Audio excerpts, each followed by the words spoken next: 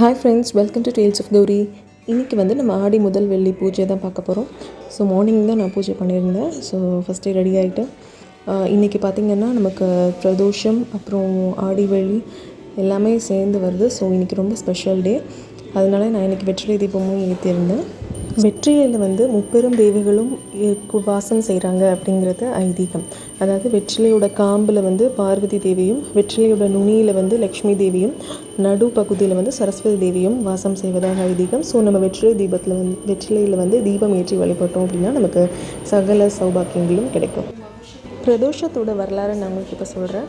So வந்து பார்க்கடலில் வந்து நம்ம பார்க்கடலை கடைஞ்சிங்க அப்படின்னா உங்களுக்கு வந்து அதில் அமிர்தம் வந்து கிடைக்கும். அதனால் உங்களுக்கு மரணம் இல்லாத வாழ்க்கை வாழலாம் அப்படின்னு சொல்லிட்டு மகாவிஷ்ணு வந்து தேவர்கள்ட்ட சொல்லும் போது தேவர்களும் எப்படியோ நம்ம எடுக்கணும் கண்டிப்பாக அப்படின்னு சொல்லிட்டு ட்ரை பண்ணுறாங்க. அப்போ வந்து அது அவ்வளோ ஈஸியான வேலை இல்லை அப்படின்னு சொல்லிட்டு அதில் வந்து அசுரர்களையும் நீங்களும் வந்து கடைங்க அப்படின்னு சொல்லிட்டு கூப்பிடுறாங்க. அப்போ 2 பேரும் சேர்ந்து கடைஞ்சிட்டு இருக்கும்போது எப்படி கடைகிறாங்க அப்படின்னா மந்தார மலையை வந்து மத்தாகவும் வாசுகி பாம்பை வந்து கயிறாகவும் பயன்படுத்தி இந்த கடல் வந்து கடைஞ்சிட்ருக்காங்க, அமிர்தத்தை கடைகிறாங்க. ஸோ வந்து அந்த நேரத்தில் மந்தார மலை வந்து மண்ணுக்குள்ளே பதிந்தது. ஸோ வந்து மண்ணுக்குள்ளே அதாவது கொஞ்சம் ரொம்ப இறங்கிருச்சு. ஸோ மகாவிஷ்ணு வந்து ஆமையாக அதாவது கூர்ம அவதாரம் எடுத்து அந்த மத்தை வந்து தாங்கினார் மந்தார மலையை. ஸோ வந்து ரொம்ப நாளாக வந்து ரொம்ப காலமாக அந்த பார்க்கடில் அவங்க கடைஞ்சிட்டே இருக்கும்போது இந்த வாசுகி பாம்புக்கு வாசுகி பாம்பு வந்து வலி தாங்க முடியாமல் விஷத்தை வந்து கக்கிருச்சு.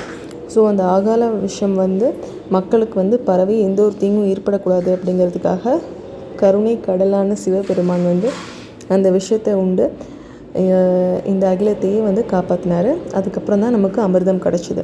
ஸோ அவங்க விஷத்தை உண்ணும்போது தான் பார்வதி தேவி வந்து பெருமானுக்கு வந்து விஷம் வந்து போகாதபடி கழுத்தில் வந்து இப்படி கை வச்சு தடுத்துடுறாங்க. ஸோ அந்த இடத்துல தான் வந்து ஜென்ஸ் எல்லாத்துக்குமே வந்து இங்கே இது மாதிரி இருக்கும்ல கழுத்தில் வந்து அந்த இதுதான் வந்து பிரதோஷத்துக்கான வரலாறு.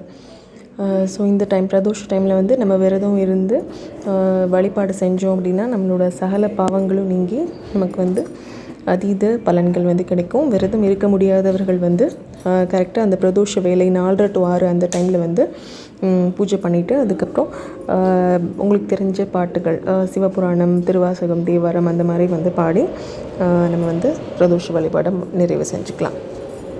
பாய் ஃப்ரெண்ட்ஸ், இதே மாதிரி இன்னொரு இன்ட்ரெஸ்டிங் வீடியோவில் நான் உங்களை மீட் பண்ணுறேன். பாய்.